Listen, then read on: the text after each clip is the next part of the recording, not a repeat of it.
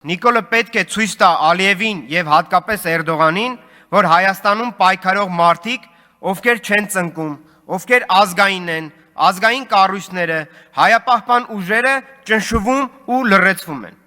Այսպիսով նա պետք է ապացուցի, որ այսպես ասած ռևանշիստական ուժերը Հայաստանում բանտարկված են։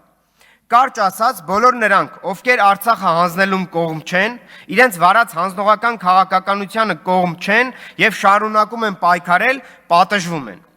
Երկրորդ կարևոր հանգամանքը.